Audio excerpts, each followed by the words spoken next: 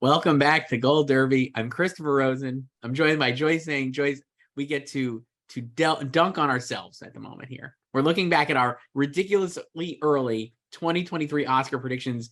We made these right after the Academy Awards this year. This year, yes. Right after We did them on March 30th. March 30th, we put a flag in the ground on picture, director, actor, actress, supporting actor, and supporting actress. And now we're going to go back and look at those picks and come up with our current ones as we get ready for the fall festival season and all these movies coming out. Joyce, are you excited? I don't really care, sure. So no one's seen anything really, so at this point it doesn't really matter. No one's seen anything. We've just been going on reading the tea leaves of what movie gets put what festival, right? Yeah, so I don't care about that stuff. So many people care about who's going to what fest. I don't care about that stuff at all. And so that's been a thing I'm where just it's waiting for stuff to come out. That's it.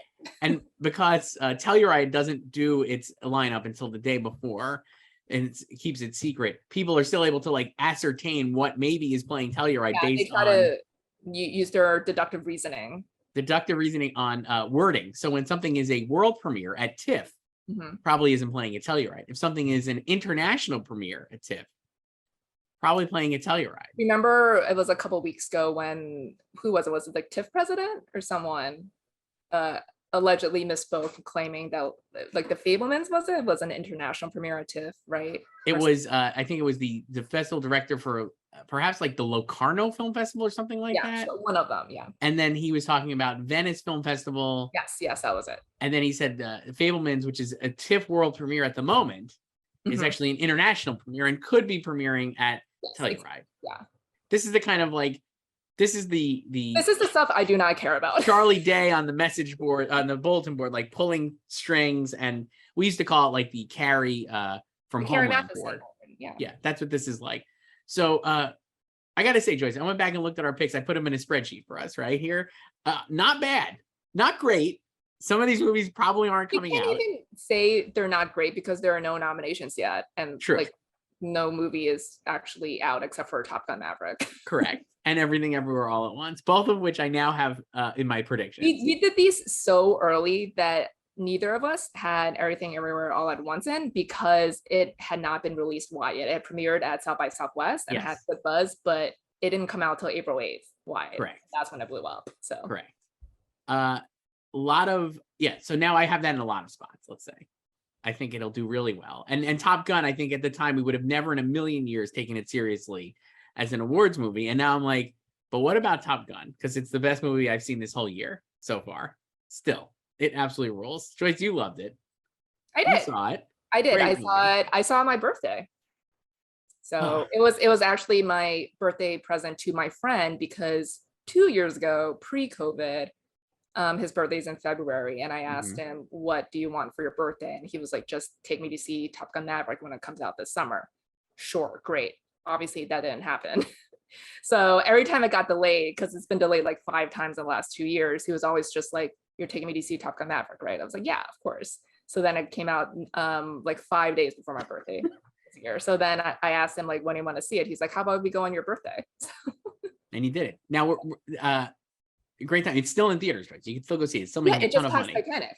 Yeah, great. It's the biggest movie we've seen in a long time.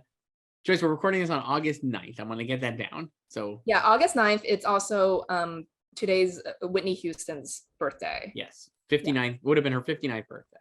R.I.P. So here were my picks for Best Picture when we did this in March. Armageddon Time premiered at the Cannes Film Festival. Focus Features is going to roll it out, I think, in the fall festivals. It seems like one that will now go to probably Telluride, and then it's at the New York Film Festival for a gala screening. I'd say the reviews were warm, but not ecstatic. That's fair. And I think it could still end up generating a lot of momentum through the festivals, but right now I would say probably not. So I had Armageddon Time. Number 2 I had was Babylon, Damien Chazelle's Hollywood epic. Then I had Empire of Light, Sight Unseen, Sam Mendes' movie. I'm feeling good about that one. The Fabelmans, Steven Spielberg's autofiction about his own life. Feeling good about that one. Killers of the Flower Moon, which has been reported in numerous trades, Joyce, that it's not coming out this year. We don't know if it's coming out this year or not, but I don't think it is. Doesn't seem like it is. A lot of people are saying it's not. The thing is, it's like people just assumed it would be ready for 2022. Exactly. But we were kind of hope dicting that it would be ready. Yes, that's a good word to use. My word, hope dicting. Trademark me. Because we wanted Scorsese versus Spielberg. Yeah, that's never happened before. And also they started shooting in 2021. Right. So you just kind of assume it will be ready by like end of 2022. But Marty also takes a hell of a long time in post. Yes. Too. As we famously know, Irishman was supposed to come out for years, never came out until it did. I mean, that would probably still would have happened even without the VFX stuff. Yeah. Like all of his movies take forever. See, a thing about Martin Scorsese that's interesting is, Joyce, he doesn't release the movie until it's good and ready. Yeah, he takes his time. He's the opposite of Clint. Yeah, Clint's like, go, got it, we're done. Clint is like, we'll start shooting in the spring, and then it'll be locked by the fall, and then it's out in December. Yeah. Scorsese takes his time, so that's seemingly not coming out this year. So I also had Napoleon on my list, Joyce, another one that has seemingly been punted to 23. I vividly recall you predicting this. And then I had She Said, which honestly I'm still feeling pretty solid about based on the trailer. Feels very mainstream and very like Hollywood getting to give itself a round of applause for, even though they were complicit. They were complicit, but now they could say, look at how great we're doing by taking down Harvey Weinstein with a movie. The Sun, Florian Zeller's movie, White Noise, Noah Baumbach's movie, and The Woman King, which I was super high on as well, is going to TIFF. So those are my 10 at the time. Now, do you want to do your 10 and then we'll do our new picks, or how do you want to do this? Sure. Okay. My 10. Yeah. Babylon. Yeah, from March. My 10 from March. Yes. Babylon. Yep. Empire of Light. Sure. The Fabelmans. Killers of the Flower Moon.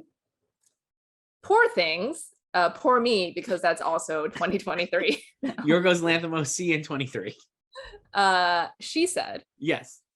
The Sun. Sure. 13 Lives. And so you went back to rewatch the video from March to compile our picks, because neither of us saved whatever we wrote down. Yes. And then you put this you put this in the spreadsheet, and you put in parentheses what I said about 13 Lives. Quote, "This is my basic pick." Incredible line. And that's 13 Lives. You can watch it. Everyone can watch it. Literally right this second, you could pause our video and go watch on Amazon Prime, because at the time we were like, oh, it seemed like Amazon was going to. It was supposed to be in the fall, or like I think we thought it would come out in the fall. It seemed like, I think it was scheduled at least on our like very early, who knows if they were accurate lists, for like November. But Amazon was like, how about end of July and we'll throw it on the service in August. Yeah, I will say that I did a panel with Ron Howard and Amy Poehler, and Amy Poehler was very excited to see 13 Lives. So I'm wondering if she's seen it yet. I have to say, I have not watched it yet. I'm looking forward to watching it. I have not watched it yet either. So it seems like people are enjoying it, but it does feel like it's been a little hidden, let's say. Yeah, I don't know if this is the right slot for it. Yeah. And then my final two, White Noise and Woman Talking. Great job. So those are great picks, I think. And both of these are pretty solid. Now, Joyce, I went through and looked at mine. My new ones would be, so I have Babylon still. Armageddon Time, I've taken off the list. We'll see how it rebounds in the fall. Still very excited about it. I added Bardo, which I don't think either of us had at the time. No, I think because there was just not enough data on it at the time. And I don't believe it was acquired by Netflix until like right after we posted this. I think it was like we could let me go to its wiki page to see. Go to its page. Let's see. Or we could even look. Oh yes, on April 27th, it was announced that the film had been acquired by Netflix. So a month later. Know.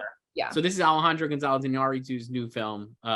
It's a comedy that's like 3 hours long. A lot of long run times this year. I am not happy about that. So I have Empire of the Light still. I added Everything Everywhere All at Once, an absolute phenomenon at the box office, critically acclaimed, the most highest rated movie in the history of Letterboxd, Joyce, for whatever that means. Sure. A lot of people really, really, really love it. And I think the ingenuity of it and the fact that it did so well at the box office and has a lot of staying power, I could just see it like generating a lot of enthusiasm and getting nominated. I have no problem seeing that nomination at this point. So yeah, it'll be a cool nomination. Yeah. I have The Fabelmans still, Steven Spielberg. I kept She Said. The trailer was, I don't know how well received it was, but like I said, I think we had talked about like what the basic pick is. I think this has the potential to be like a broad appealing movie that looks like Spotlight plus like, you know, like classic journalism movies. And I just think people will really like it. I don't know. So I kept it in. The Sun, sticking with The Sun. I added Top Gun Maverick, the absolute most biggest hit of the year by far. Like you said, just past Titanic. The reason I have it in here, though, is that I think it is akin to Mad Max Fury Road in that it could get like 8 or 9 tech nominations. I really do. I don't know if I would go that high.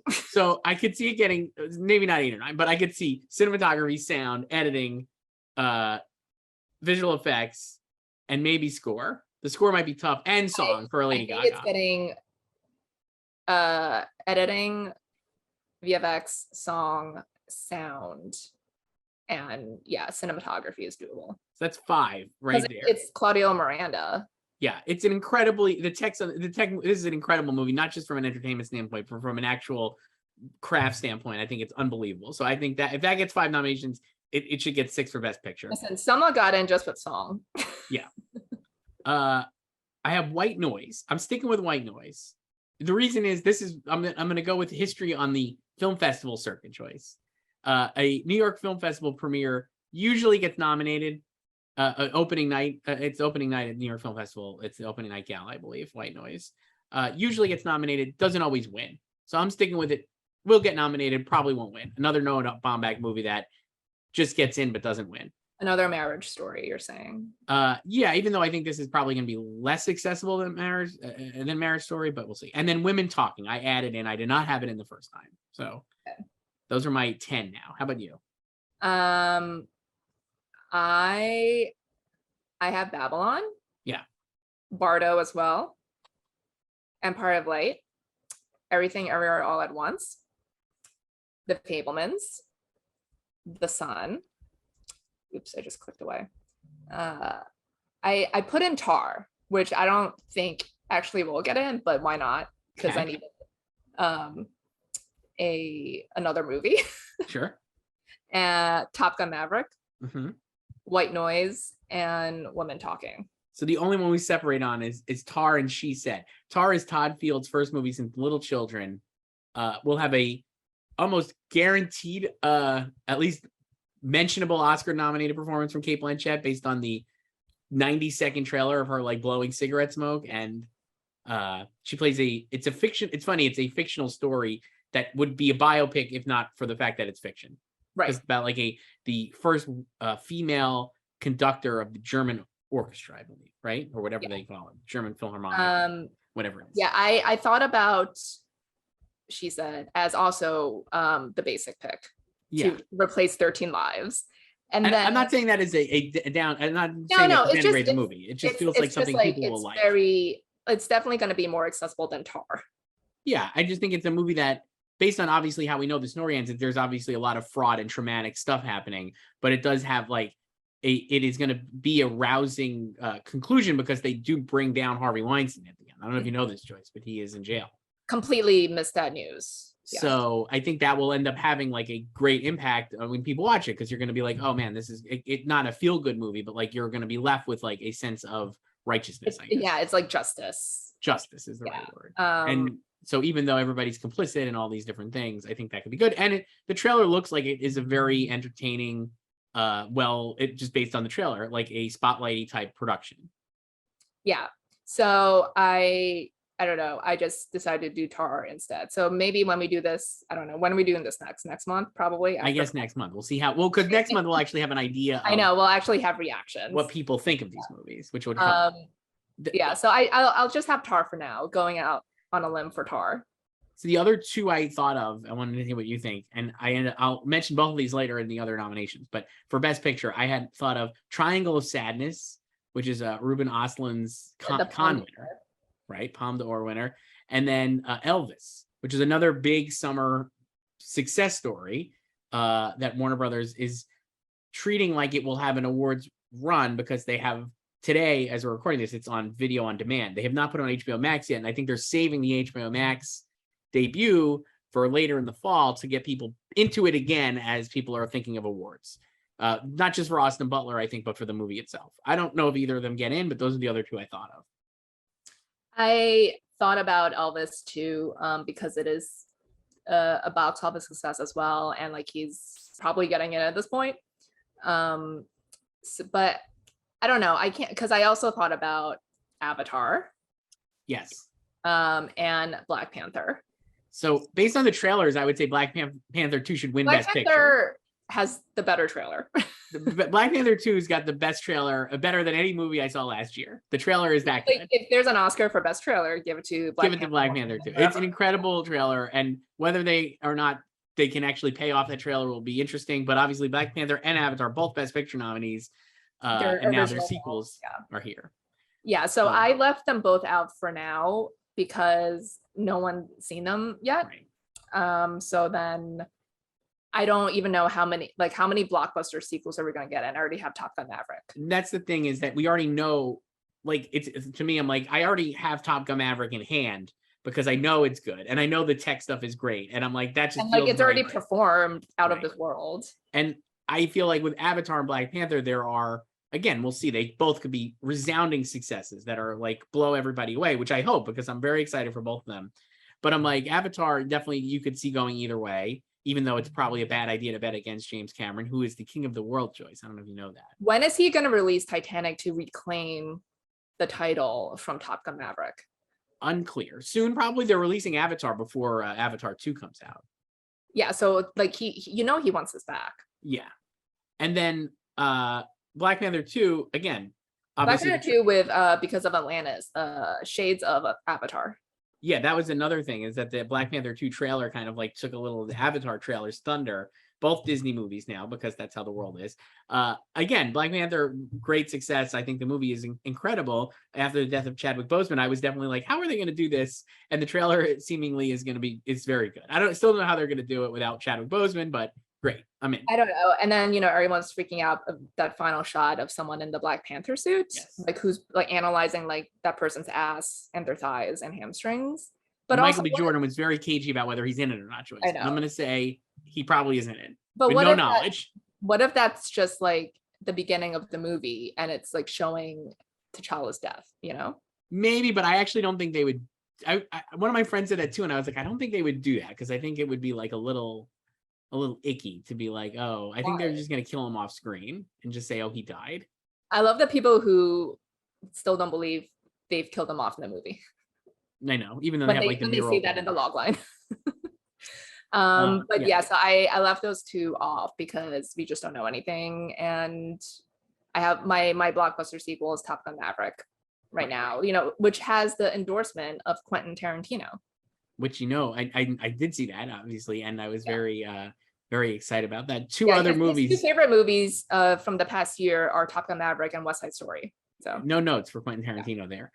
Woman King I have taken out. I had that in. I would just say I still think that could be another like populist hit, right? Because it does feel like they're going for like a broad kind of gladiator type audience. Yeah, it feels very gladiator, but I don't know if like it's like, I think the circumstances were right for Gladiator to like get in and win 22 years ago. Yeah. And I don't know if that's the same with this. Yeah.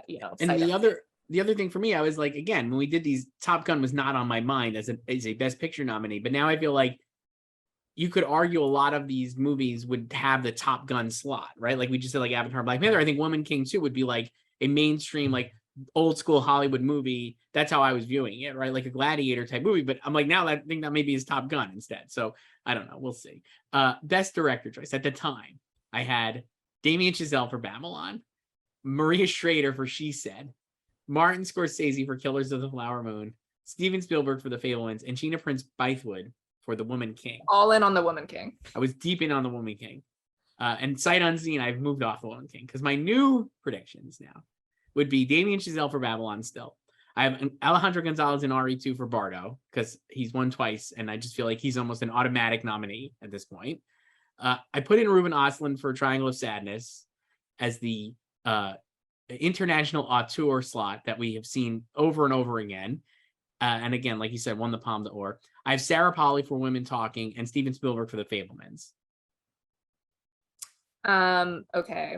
So in March, I had Damien Chazelle for Babylon. I have Park Chan-wook for A Decision to Leave, Martin Scorsese for Killers of the Flower Moon, Steven Spielberg for The Fablemans, and Florian Zeller for The Sun.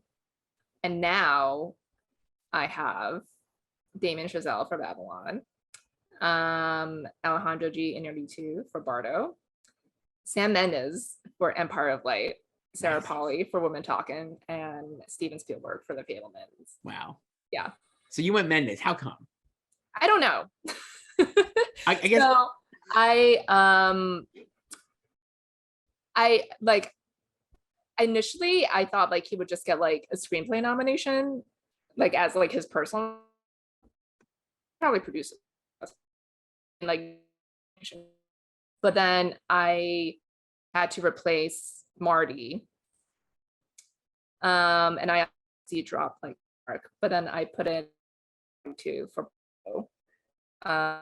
so then I was just like, maybe it'll like off of like 1917 like hit. So I don't know, I just needed to put them in there. I gotta say, I'm not against it. I think he could get in. It does. I mean, also I did think about Austin as well, but I don't know. So I don't have, so that would make you also have him. He's a Best Picture nominee for you too, then, right? Because you have Empire of Light. I don't have Triangle of Sadness for Best Picture, so it would be weird maybe to have him in without a Best Picture nomination. But I don't know. No, that would just be like the lone like international slot. So yeah, so all of mine match right now.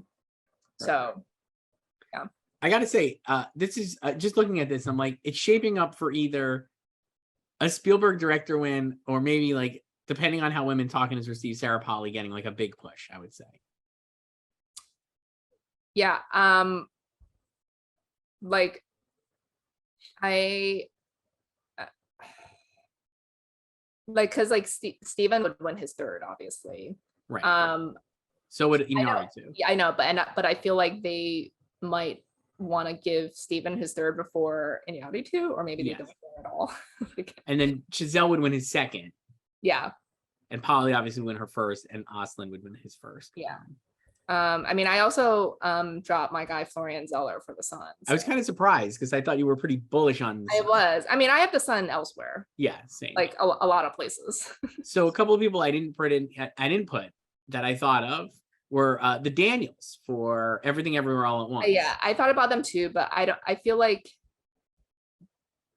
the branch, like we know how idiosyncratic they are, like yes, I can see them being snobby towards it, but it would be a full nomination if they got in. I also thought they would be a little snobby that they're a duo directing and not the Coens who are related. So I thought that was maybe an issue. I also thought of Todd Field for Tar, and then I also thought of Maria Schrader for She Said. I guess we'll see how that plays out. I had her in originally, but not now. Yeah. And then another one we haven't mentioned, but I was like, Jordan Peele for Nope. I don't think that movie. I love that movie so much, but I don't think he would get in.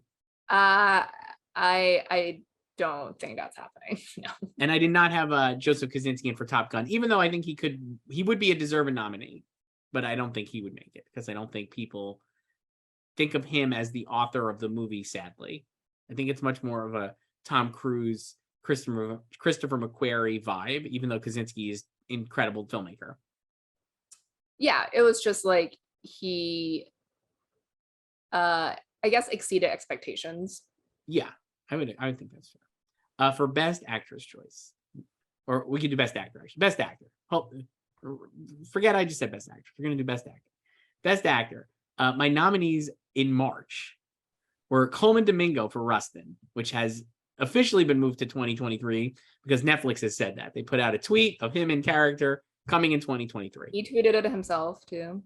I had Colin Firth for Empire of Light, which is a silly pick in hindsight because he is a supporting character, as it seems. I have Brendan Fraser for The Whale, Joaquin Phoenix for my favorite movie, Napoleon, and Jesse Plemons for Killers of the Flower Moon. So a lot of those are in 23 now. And so my new list is Austin Butler for Elvis. I put him in. I was mixed on Elvis, but I think he's remarkably good in Elvis. He is a great Elvis. It's a great performance. He's so good. Loved it so much. Diego Calva for Babylon, I have in, who's the lead of Babylon, Joyce. Newcomer to the screen, it seems. I have Brendan Fraser for The Whale, Hugh Jackman for The Son, and then Song Kang-ho for Broker, which had premiered at Cannes, was very well received. And I think this could be the type of nomination that he gets because he should have gotten nominated for Parasite. Yes. So that's what I got. So in March, I had Leo for Killers of the Flower Moon. Sure. Coleman Domingo for Rustin, Brendan Fraser for The Whale, Hugh Jackman for The Son, and Bill Nye for Living. Yes. Sony Pictures Classics. You were like, I'm high on this. Love my SPC. You love the SVC. You mentioned it at the time. That was a good pick. They know how to campaign. Okay. Yeah. So now I have this category has really emptied out. Yeah. So I have Austin Butler, who I did not have at the time because it was also 3 months before Elvis came out. Yes. But yeah, he's great and has a lot of industry support because he's been around. And I hate the narrative now that people think he's like a newcomer. It's like Rude to Carrie Diaries. Okay, he's already been in a Best Picture nominee. He was Tex in Once Upon a Time in Hollywood. And he was great. And he was in one of the best scenes in Once Upon a Time in Hollywood when Brad Pitt murders all the Manson people. Mm-hmm. So you have to have Austin, so I have Brendan Fraser for The Whale. I put in Danielle Jimenez Cacho for Bardo. Okay. I still have Hugh Jackman for The Son and Bill Nye for Living. Well, you're sticking with Bill Nye. Yes. Way to go. I love it so much. So I don't know, based on this, basically we have like similar lists. I think we have 3 of the 5. And I think the alternates that we have are not necessarily the people who would win in this category, just based on what. So who do you think, because I just have these alphabetically and I don't really know who would win. So who do you think would win right now? I mean, based on like history, I would say like Brendan Fraser. But I actually think Austin Butler could win. Because he's playing a real life person and it's a musical performance. And we saw obviously I guess the comp would be like Rami Malek for Bohemian Rhapsody. And I think he's actually much better in this movie and the movie is better than Bohemian Rhapsody. And so I think that would actually be kind of the pick. And the fact that he's got a huge runway here of support and that even people who don't like the movie are like, he is awesome. That just all the cards are all in a row for him to kind of run away with it. And there's really no one here. Hugh Jackman seems like a popular pick, but I think that's more of like a hope diction because people really like Hugh Jackman. And is Brendan Fraser going to be like Mickey Rourke, who would, did not win? Now, I think Brendan Fraser is a little more, what's the word? Kind than Mickey Rourke, or just you he's not also sure been wronged in the past. Yeah. So I think he has more of like a empathetic narrative going for him. Like watch the Globes award him. But that would be. But I also wonder, what will the discourse around The Whale be? Obviously, because the discourse around The Whale is already terrible because people have no idea that this is based on a play or adapted from a play. It's adapted from a play about a terminally ill or incredibly obese man who is about to die. And so Brendan Fraser is in a suit that makes him look bigger than he is. And I think the character is also gay, so he's playing a gay character as well. Yeah, I don't know. The discourse could have a lot of fun with that. But that's just also the discourse. We know, the industry itself, they don't care about that. I mean, who would you pick here? I don't know because, of my 5, I see the case for Austin. But then that would mean I probably should put Elvis into my Best Picture lineup because no one has won, or no actor has won Best Actor without a Best Picture, without its film being up for Best Picture since Jeff Bridges, which is overdue narrative. Right. So Chadwick Boseman couldn't do it. Right. And But like then, I also don't think he's like too young either. Like he's gonna be 31 no, next week. yeah. So No, he's I not think he could like a win, but teenager. then it would have to get nominated. The only problem is the only actor in my list at least. Well, I have Diego Calva and Hugh Jackman are my only two, and you have Hugh Jackman and who else for a In potential? Best Picture. Yeah. I have Hugh Jackman and Daniel Jimenez Cacho. So do you think Daniel Jimenez Cacho could win? I guess it depends on what the movie's like. Yeah, but that also kind of just feels like a nomination, like, you know what I mean? Yes. Like one of those performances in like a Best Picture nominee, you just nominate. Like Hugh Jackman, I feel like I don't know if like the role is there for him, even though he's like obviously the biggest star, or like the lead who's like the biggest star. Right. But I feel like the media part is probably with Zach McGrath. Yes. So, And I think it feels like, I mean, Hugh Jackman is like a beloved actor, so I also think that helps. yeah, and I don't know if like people like, sure, it'll be like nice to see him win an Oscar, but I don't know if there's also that like kind of outcry yet from people wanting, like, he hasn't been nominated since Les Mis. Right. That's the only nomination. Right. 10 years ago. Other people I thought of, Joyce, very seriously, but I decided against it. Christian Bale for The Pale Blue Eye, which is a Scott Cooper movie. What about Christian Bale for Amsterdam? Not Christian Bale for Amsterdam, but The Pale Blue Eye, I think, Amsterdam is a Scott Cooper movie that Netflix is going to put out that maybe would premiere at one of these festivals that has not been announced yet. But I feel like he's playing like an old detective who helps train Edgar Allan Poe or something, and Henry Melling is Edgar Allan Poe. Christian Bale is a great actor, and he works really well with Scott Cooper. Out of the Furnace was a solid performance. And I think he was probably, so I think if Christian Bale is like Christian Bale in that movie, he could easily get in, right? Like, I just feel like, why not? And it's a big year for him, obviously, because he had Thor, and then he'll also have Amsterdam and this movie as well. So it could be like, hey, we know who we love, Christian Bale. He's a great actor. So I think he could get in. And then I also had thought of Daniel Jimenez Cacho.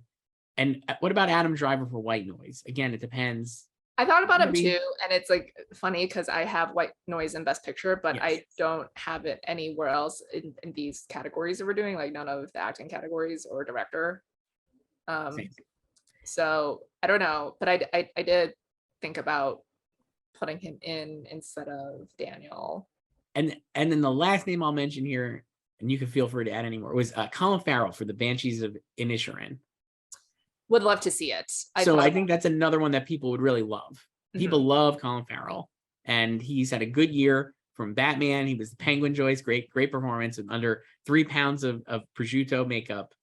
But no, I saw that I had him in, and then I saw the trailer, and I was like, I'm not sure if I don't know. The movie looks really good, and I'm very excited to see it. But it feels like Brendan Gleeson has the show or your part, and I'll mention him in a minute here probably, but Colin would be nice, but I don't know if he's gonna get in. Yeah, it'll be cool. What about the other Netflix movie, The Good Nurse, with Eddie Redmayne? So former Oscar winner Eddie Redmayne, Best Picture or Best Actress winner. Yeah, Eddie Redmayne, Best Actor winner, and Jessica Chastain, Best Actress winner, together in a true crime serial killer thing where Eddie Redmayne plays a male nurse who has, murdered hundreds of people, it seems, and Jessica Chastain helps bring him down. And it got the splashy Vanity Fair first look recently. Yeah, the photos. I think it's going to TIFF, if I remember correctly. Sure. Maybe. I mean, Eddie Redmayne's a past winner. We haven't seen him in a while since Chicago 7. I thought he was really good in Chicago 7, but not a lead performance. Well, he was in Cabaret. Right. So I don't have him in, but maybe. I guess it depends on what people think of the movie. Yeah, it'll be at TIFF. So his I feel for whatever reason, I feel like his win and then subsequent he is not. I think those have maybe not aged well, or people are not as into them. Well, he has obviously since said he should not have been in. Oh my God, what was the movie called? The Danish Girl. Yes, I was like, I knew it started with D. Yeah. Right. Which was like, his Afterglow nomination right after he won. And I think that left a bad taste in people's mouths. And I think even in hindsight, while I do think he was great in every Theory of Everything, we've talked about this previously. Michael Keaton not winning an Oscar, not what you want, but also Eddie Redmayne really worked for that win and was also good in his movie. He worked for it, and it's the transformative real life person performance. But I would have given it to Keaton. So okay, so best actress choice at the time, I had Olivia Colman for Empire of Light, Viola Davis for The Woman King, Regina King for Shirley, Carey Mulligan for She Said, and Margot Robbie for Babylon.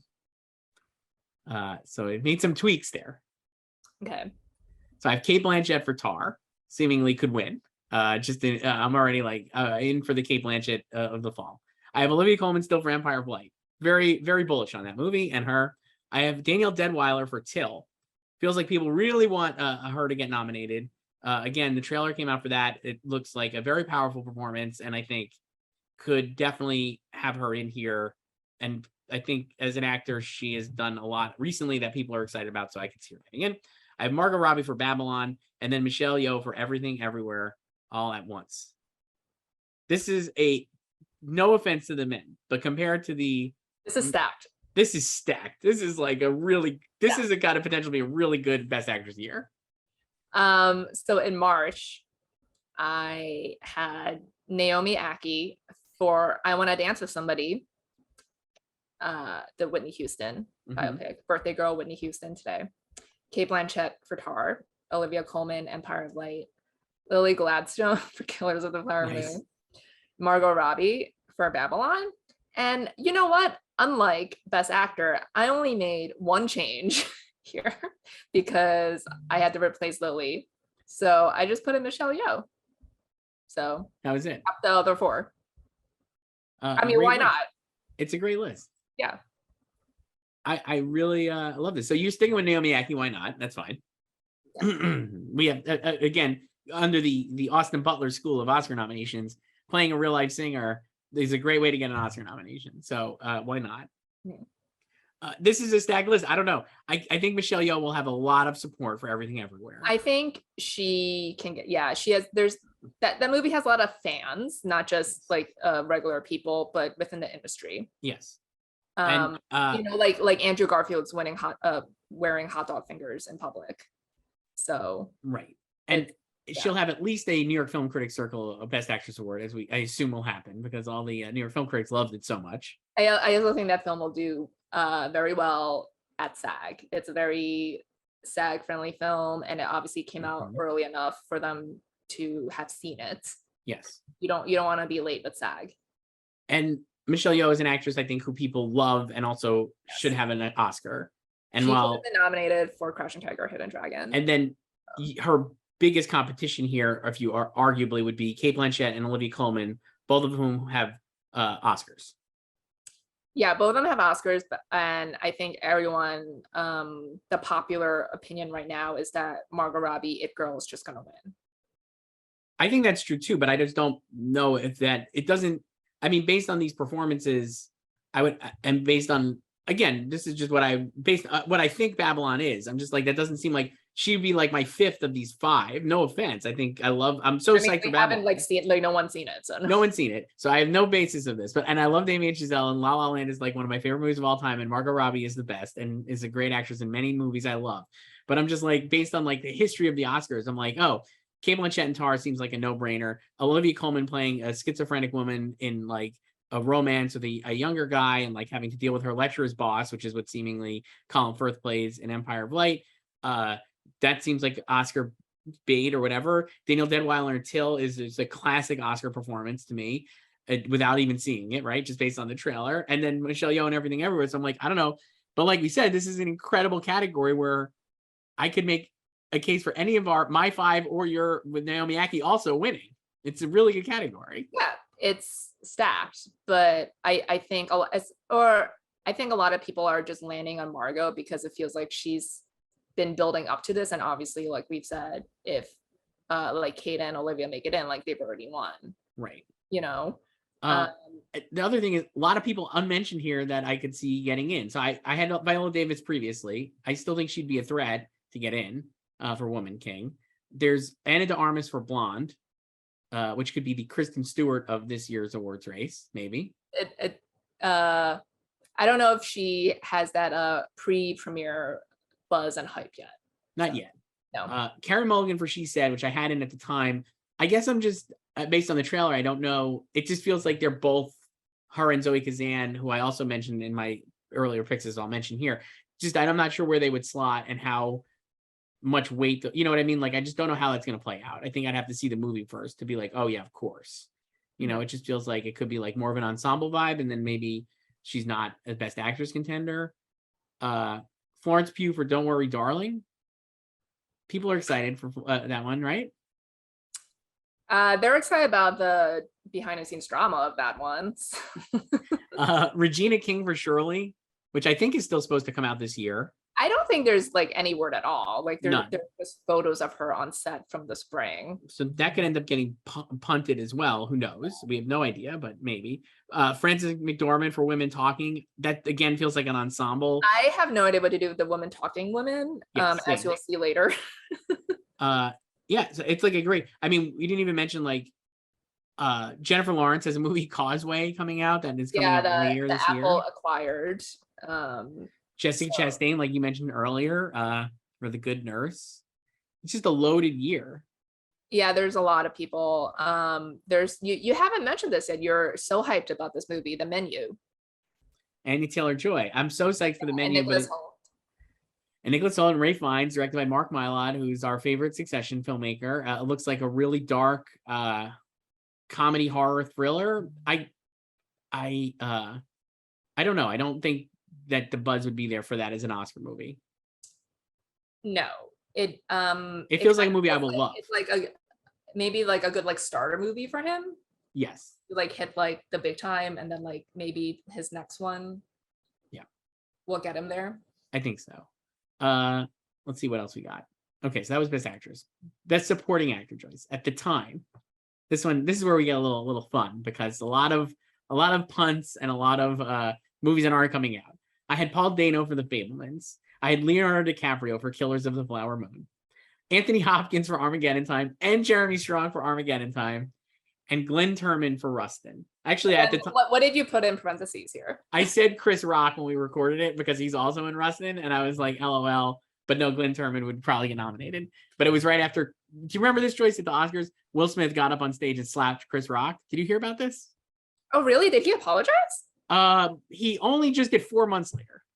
Oh, wow. Completely missed that. Yeah. Pretty wild stuff. The Oscars, live TV, you can't predict what happens. So those are my picks at the time. Again, no disrespect to Armageddon Time, but based on the reviews, it seemed like Anthony Hopkins, who at the time I actually remember thinking played Fred Trump, does not play Fred Trump. He just plays the kindly grandfather. No, and you also know someone who's in the movie. Yeah, but I didn't know that part of it. So I was like, okay. So Anthony Hopkins plays like James Gray's stand-in young boy avatar, like grandfather, and then Jeremy Strong is his dad, the character's dad. Both of them had very nice reviews, I thought, out of Cannes, but it just doesn't seem like either of those performances are really like noisy, maybe. And I guess it depends again how it gets repositioned as it gets through the fall festivals. We'll see if there gets more enthusiasm for Jeremy Strong and Anthony Hopkins. I could see that happening because Anthony Hopkins is obviously a beloved Oscar winner, and Jeremy Strong people love from Succession. So maybe and could win another Emmy this year, and maybe that helps launch his Oscar campaign into the fall. But I have neither of them in my new picks. For Chicago 7, so yeah, I have neither of them in my new pick choice. I have Paul Dano for The Fabelmans. I have Judd Hirsch for The Fabelmans. I've heard rumor and whisper that Judd Hirsch is in it for about 10 minutes and crushes 2 scenes basically. That's all you need to do. And he's a beloved, again, veteran actor. I have Zen McGrath for The Son, your boy, my guy, playing the titular son. I have Brad Pitt for Babylon. And then Michael Ward for Empire of Light. Okay. So in March, I had Paul Dano for The Fabelmans, Willem Dafoe for Poor Things, again, nice. For me. Robert De Niro. Yes. For The Flower Moon. Uh-huh. Zen McGrath for The Son, and Brad Pitt for Babylon. So now I still have Dano. I have my guy Brendan Gleeson for the Banshees of Inisherin. Okay. Still have my guy Zen and Brad. And then I put in Kiki Kwan for Everything Everywhere All at Once. So I did think about Judd Hirsch just also for like the double noms, since they love doing that in this category now after 26 years of no double noms for a film.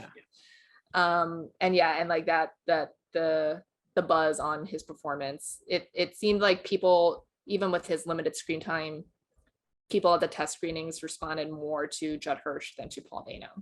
Yes, but I think Paul Dano has got the again, he was great in the Batman. It's like a cumulative year help for him. I love how you're using the Batman as a pipeline to Oscar nominations. I mean, I actually think the Batman, maybe, I don't have it in, but I'm like, if they wanted to, they could probably get a push for a Best Picture nomination for that. It was really good as well.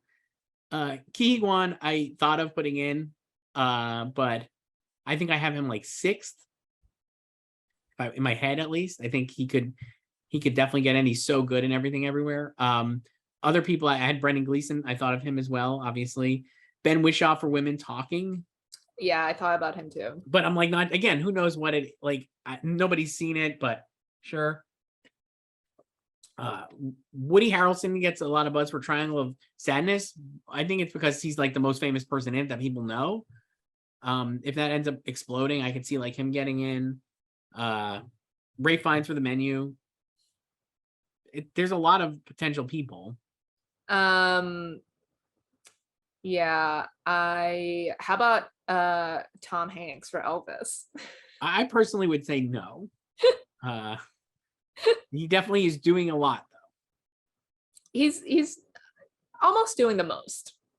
I'll tell you what, if they ever remake Austin Powers 3 Goldmember, I think they can talk to Tom Hanks about maybe, playing a part in that sequel. Sure. There's a lot. I mean, I don't know. Again, who knows how these movies play? But yeah, I'm just looking at the movies so far. But I mean, there's also Seth Rogen in Fabelmans, but I don't think anyone's been talking about him. I mean, there's movies like, here's one that we have not mentioned at all that is playing a TIFF. The Greatest Beer Run Ever is Peter Farrelly's follow-up to Green Book. And with Zac Efron. So Zac Efron plays the lead, and then there's supporting performances from Bill Murray and Russell Crowe. Like, if Russell Crowe is like knockout supporting performance, I could see, you know what I mean? Like, I could see somebody like him getting in. Babylon has like Tobey Maguire, right? Obviously as well, with Brad Pitt. I mentioned my boys from Armageddon Time. There's a lot of ways this category. Don Cheadle for White Noise. People love Don Cheadle. Yeah, I thought about Don Cheadle. And from what I've read about that part, it could be kind of divisive. Yeah. So, yeah. So there's a lot of places this I'd love to see it though, because I love Don Cheadle. Me too.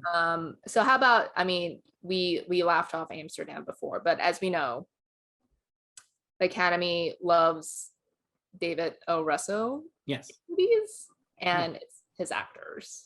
So a lot of people in that movie, they do not highlight his name on the poster. That poster just cobbled together in like Microsoft Word art, but just a whole block of names, and then like his name is like in like tiny print on the bottom, basically. I don't even think it's there, is it? It's like from the director of Silver Linings Playbook, because I think so. We'll be very interested to see how that press tour goes. Yeah, I can't wait. Yeah, I would say like there's like De Niro, John David Washington, Rami Malek. It seems like based on the trailer and just based on like whatever nascent buzz I feel like I've been ingesting, that like Rami Malek maybe would have a shot, or John David Washington, who I feel like was close, for Black Klansman. Yeah, he was definitely close for Black Klansman, and I thought he was Chris great. Rock is also in it. Chris Rock, LOL. I mean, I guess it depends on the movie. Like we said, there's a lot of these movies have like large ensembles and are like big. Like I said, like Henry Melling is a guy who has been knocking around doing like great stuff in a lot of like good things. So if Pale Blue Eye ends up being like a movie people like respond to, and he's playing Edgar Allan Poe, why can't he get it? You know what I mean? Like, it's like there's just like I have no idea where this category could go. Like this Harry Melling, what do I call him? Harry Melling. Yeah, Harry. This category is sort of just like last year's, where it's just wide open. Yeah, like we would have never said even with Coda would have been out by now for weeks. Or no, right It about came now. out August 13th last year. But we had seen it at Sundance. So you knew it existed. I saw it in January, like months. You Yeah. would not have pegged like, you know. No, I thought it was like charming, completely fine, but never was I like give that movie a bunch of Oscars. So Right. Yeah. And would have never picked like, you know. Yeah, Troy. Yeah, no offense to Troy. Troy like, Kotzer would not have been a guy we would have been talking about at this point, even though he was a very lovely performance, but very happy one. I'm just saying, like, who knows how these things play out? People you never heard of could come out of nowhere in these movies and like end up. Yeah, like, I'm just saying this is like the complete opposite of Best Actress, which is loaded, and this feels very open. You could have, I mean, even though I don't have it, like just another movie with like double noms, you know, like that's why I ended up doing Jesse Plemons last year, because I was like, I need to fill up these slots. Well, that's why I have her getting in.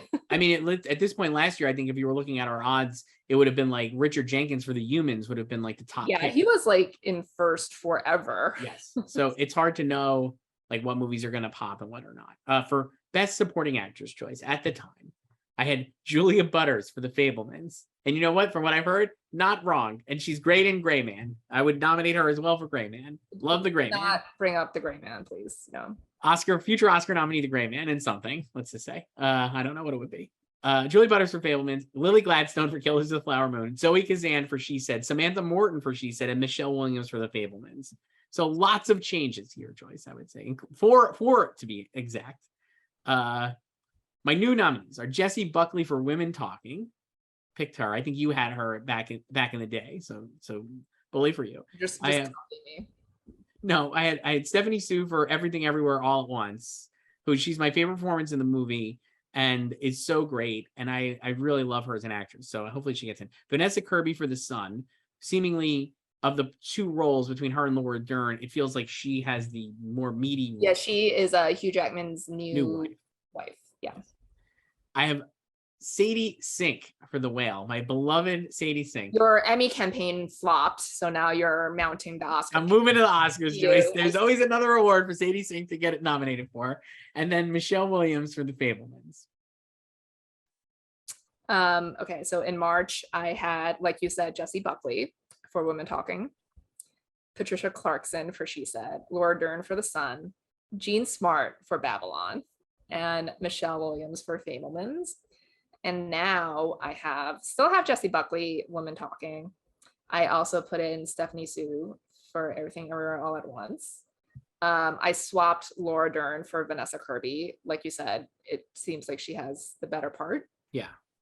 And then I swapped Patricia Clarkson for Samantha Morton for She Said. Nice. And still have Michelle Williams, who is the front runner in this category. Absolutely the front runner. And it seems like people are just like, yeah, she's going to win. Yeah, like I think people are finally ready. This will be her 5th nomination.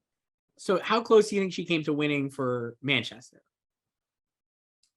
I think she was winning until Viola decided to play it safe and go supporting, even though Denzel was like, you should go lead.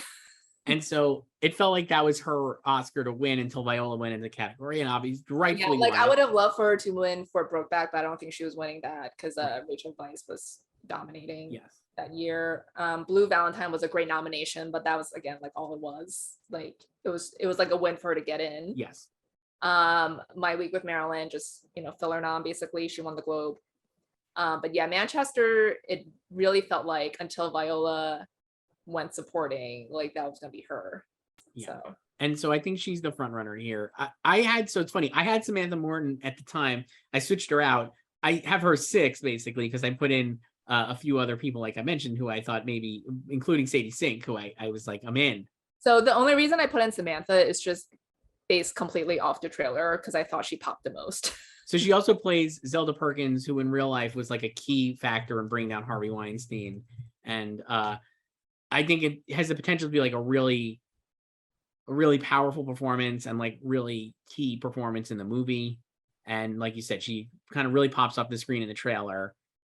I could definitely see her getting in, and especially if that movie gets the best. So like for me, I had that as a Best Picture nominee, and yet and we're talking here, I have not one acting nominee for it. I know this is my problem because I did like Best Picture first, and then as I was doing the acting categories, I was like, how many of these people are from like Best Picture nominees, or And so, like she said, seemingly, if it's going to be a Best Picture contender, which I actually think it will be, we'll probably have to get an acting nomination, right? And it has a large enough cast. I thought of like 10 Best Picture right nominees, so not all of them need. No, but I feel like this is a movie that has like a good, like there's a lot of juicy parts. Like Andre Braugher plays like Dean Beckwith, right? Or so I think he'd be like another person who could maybe get in supporting, or like you said, like Samantha Morton obviously is a past nominee. I think Sadie Sink will get in because she's going to be opposite Brendan Fraser. The whole movie is about her relationship with Brendan Fraser. Yeah.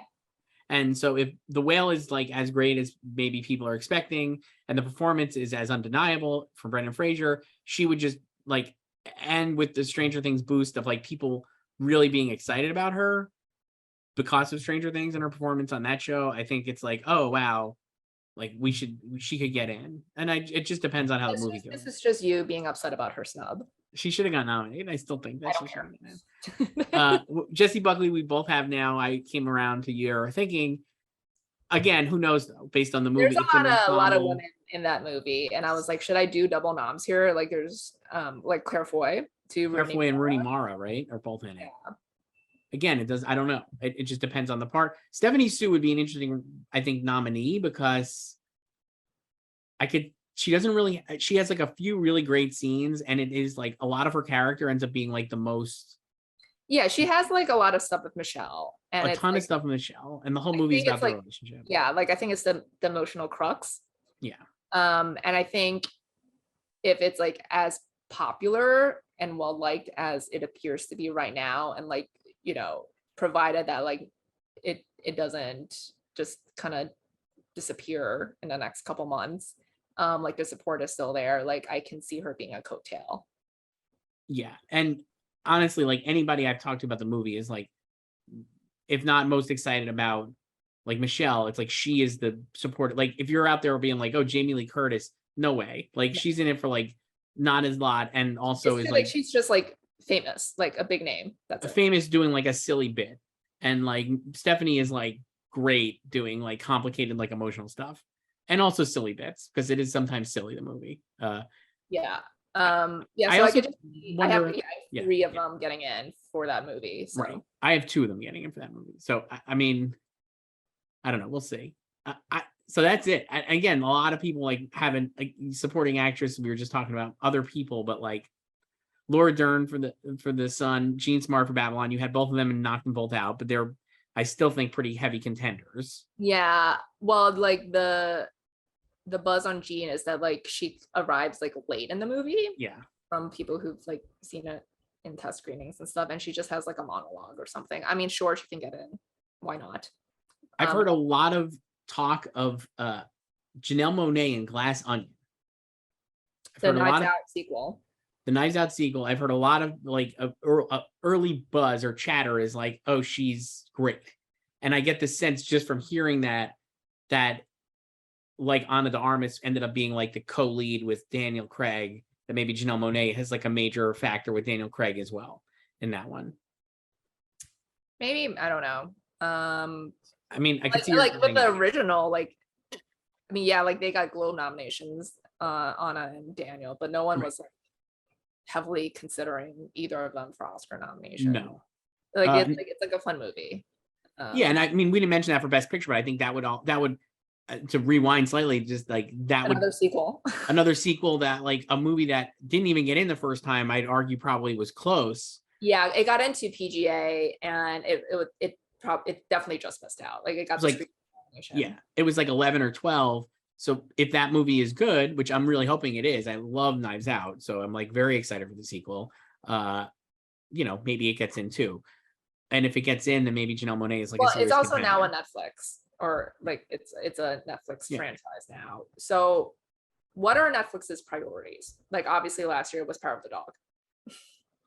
Like, it's Bardo and White Noise? So right now, I think based on what they're throwing at the festivals, it's Bardo and White Noise, because Bardo is going to be at Venice and I assume Telluride. Mm-hmm. And White Noise is going to be at Venice and New York, I believe. And then they have Knives Out at TIFF.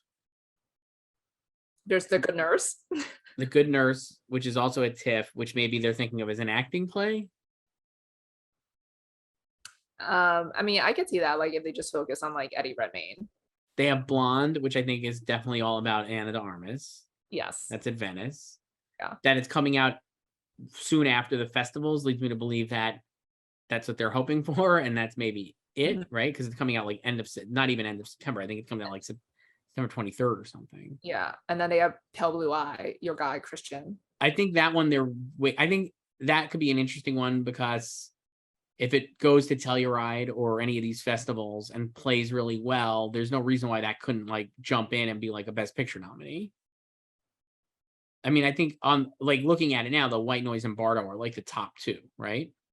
And I only have White Noise in picture. I don't have what's his face in director. Noah Baumbach. Yes.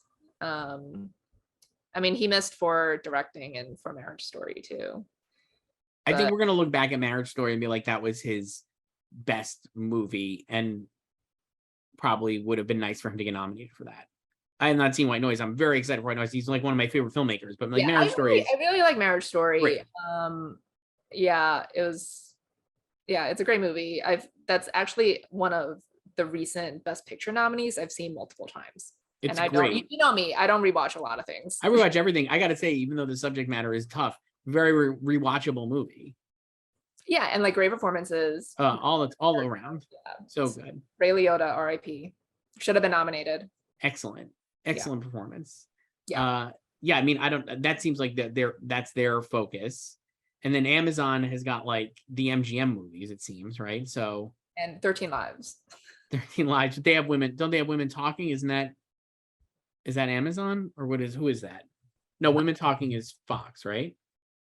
I know it's produced by Plan B, but no, I think it's UA, isn't it? It's UA, so that would be eventually Amazon, right? I think. Yeah. She Said is Universal. Yeah, I don't know. Now we're just naming studios, Joyce. A24. They have everything everywhere. The Whale, A24. A24 are gonna get that Best Picture win. Who is the Sun, Joyce? Who's doing that? Focus? Let's see. Scintillating stuff. The Sun is SPC. Oh, right. Yeah. I want to mention one more person in the supporting actress before we hop off. Kerry Condon, who plays Brendan Gleeson's sister in Banshees of Inisherin. I could see that being like a like, oh, we like this actress now kind of nomination, or like, oh, we've seen her in things before and now we'll nominate her, depending on the movie. Yeah. I only have Brendan in for that right now, so I don't know. What would you think? What would you pick to win right now? So I was just going to ask you the same question. I guess I would say Fabelmans, based on the potential of its acting nominations plus Spielberg. I think it could win. I feel like Babylon has. I'm so psyched for Babylon. I could see there being Knives Out for that one, maybe, because it's like, I don't know, are people going to be like, oh, another like Hollywood movie about Hollywood? Maybe the industry wouldn't, but I think like the film Twitter vibe would be like, oh. But Fabelmans, I feel like, could be like a big thing. And the idea that it could be not the last Spielberg movie, because I know he's got like other things in development and like he would probably keep making movies, but like Spielberg winning a Best Picture for a movie about his own life feels very like a feather on top of a great career, I guess. Yeah, I guess right now I would also say Fabelmans. It's also technically a movie about movies. Yeah, because this is like how he got in as a child, like got into filmmaking. Now, there's a lot of movies about movies this year, because Babylon is obviously about movies. And so is Empire of Light, or at least it's set in a movie theater. He works in a movie theater, yeah. And so there is like a lot of opportunities for Hollywood to remember how much it loves itself. Marilyn Monroe, She Said, like we said, another movie about Hollywood or tangentially about Hollywood. Elvis, like there are a ton of these. So definitely no dearth of that. But I think Fablemans would be the favorite. So then you would have him winning director for the third time. Yeah, I think he would. Based on this list, I think he could win anyway. Based on the list you made up. Based on the list I made up with no real knowledge of anything, I would say he could win his third Oscar, whether the movie wins Best Picture or not. Do you think he was close at all for Lincoln with Ben Affleck out? No. I don't. I think he should have been, but no, I don't think he was. I love Lincoln. Do you think, here's a better one. Do you think if the Oscars were held a month later, that Jane Campion would have won over him for Best Director? Yeah.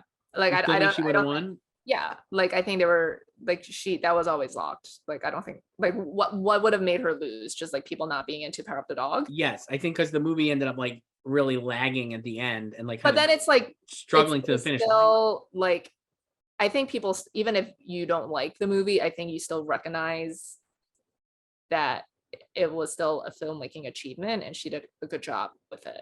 Yeah. I just think that, like, the movie was such like a struggle to get to the end of the line. It got 12 nominations. It wasn't like it just got Best Picture and Director. No, but it only won one. Yeah, it won the one that it was locked for. But I'm saying, like, I think that lock would have been slipped away because obviously I think the more people so the other nominees were him. I can't believe we're doing this again.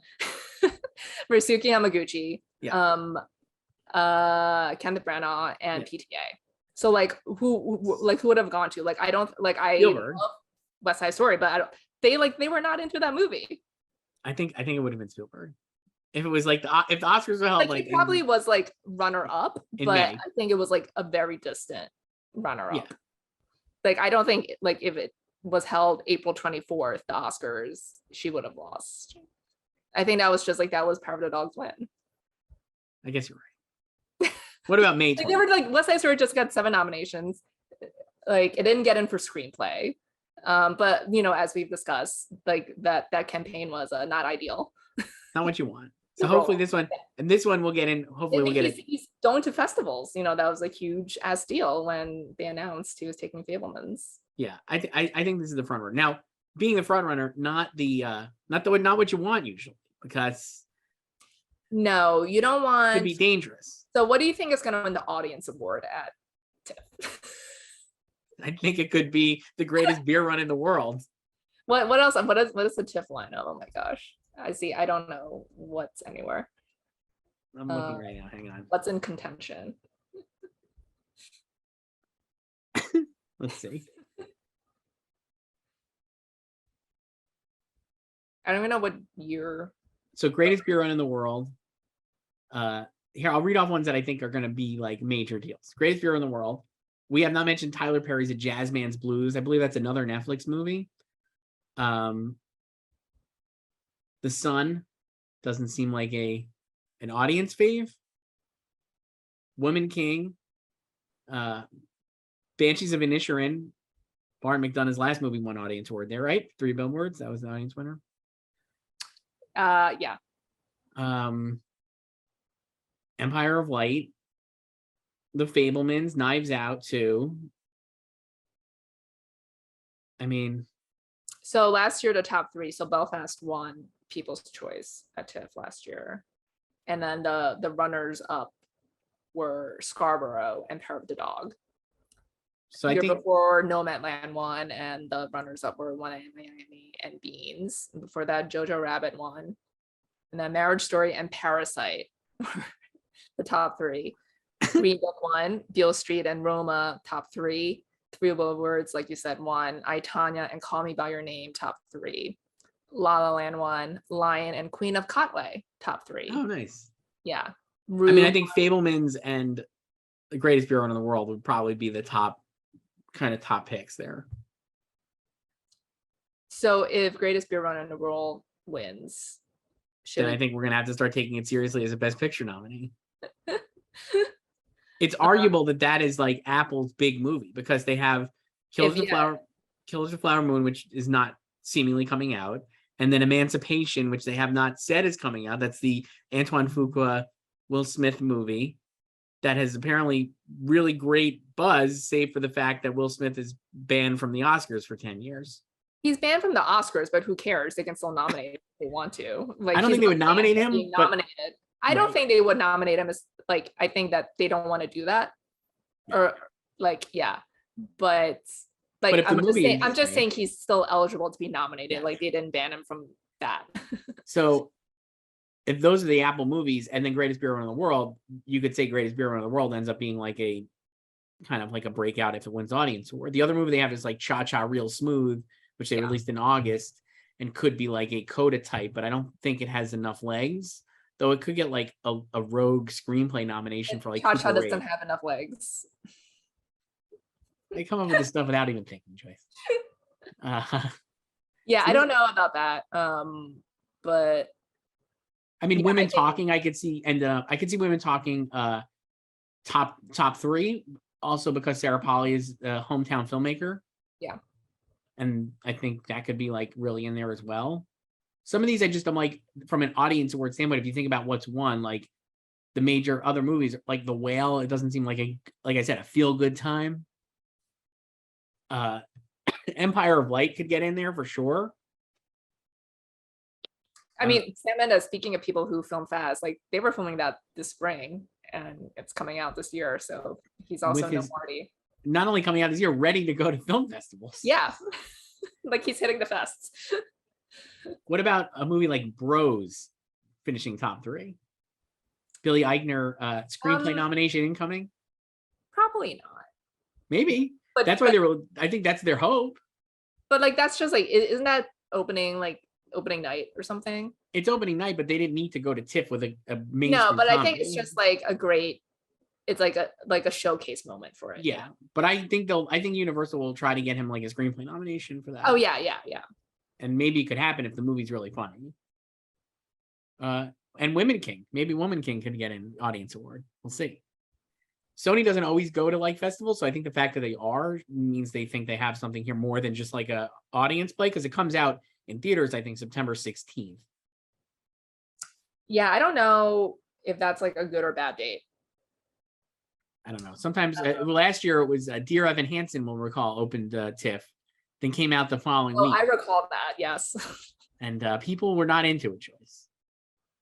I finally watched that when it came on HBO Max very recently. They waited a long time to dump that on HBO Max. I didn't dislike it. Of course you didn't. That's I have not seen the Broadway show, which is actually closing next month, sadly. I've seen both multiple times. The movie I saw once, the show I saw twice. Pretty good. Yeah. Would not have nominated that for editing. I don't think I would have nominated for anything either, but I thought Amy Adams was actually really nice in it. I thought she did a good job. Amy really tried. Yeah.